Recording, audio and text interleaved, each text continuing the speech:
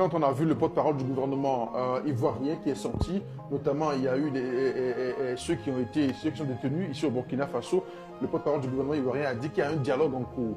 Le président a dit qu'il n'y a pas de dialogue, puisqu'on ne l'a pas encore contacté. Je vais vous poser la question tout droit. Est-ce que le gouvernement ivoirien ou le porte-parole ivoirien a menti? Dire qu'il a menti, ça sera de l'euphémisme en fait. C'est-à-dire que l'expression est très peu. Très peu. C'est plus que de la démagogie. Et c'est comme ça ce régime. Parce que pour comprendre, je l'ai toujours dit, et je vais me répéter, puisque la répétition est pédagogique. Ce régime, il faut comprendre que ce régime végète dans un mensonge béant. Il faut comprendre comment même il est arrivé au pouvoir. Il est arrivé au pouvoir en cognant les têtes, par exemple, des chrétiens et des musulmans. Il est arrivé au pouvoir en cognant les têtes des Burkinabés aux Ivoiriens. Il est arrivé au pouvoir en cognant les têtes des Baoulés au Djoula.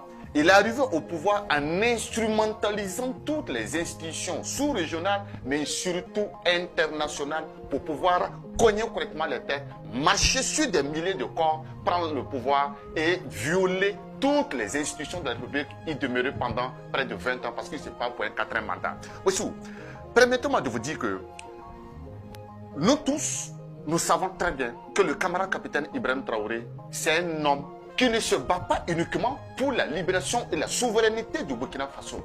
À travers lui, presque toute la jeunesse africaine souffre incurablement de révolution et de changement radical afin quand même de transformer qualitativement son avenir.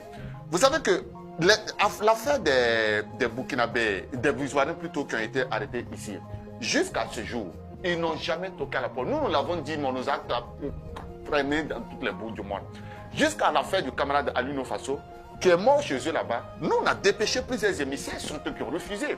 On est revenu sur cette affaire des soldats qui ont été arrêtés ici, armés. Ils étaient effectivement armés, il y a eu des pourparlers.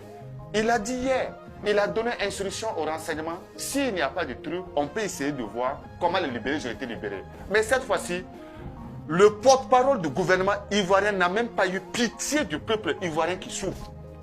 Face à la caméra, face au micro, il a osé dire qu'ils sont en train de discuter qu'il y a des pourparlers. Il n'y a jamais de pourparlers. C'est-à-dire en même temps que l'armée ivoirienne doit comprendre. Nous n'avons pas un problème avec l'armée ivoirienne. Le Burkina n'a pas un problème avec le peuple ivoirien. Le seul problème qu'il y a aujourd'hui, Alassane Ouattara a voulu utiliser le camarade capitaine Ibrahim Traoré comme ce qu'ils appellent dans le jargon bon petit. Bon petit parce que c'était la même tendance avec son ancêtre Félix Houphouët-Boigny, avec Thomas Sankara de 93 jusqu'à 96 jusqu'à ce que mort s'en suive. Et c'est la même technique qui est en train de suivre. Le peuple ivoirien doit se réveiller et comprendre que nous n'avons pas un problème avec eux. C'est un gouvernement qui végète dans un mensonge payant et il faut s'en débarrasser définitivement pour son bonheur.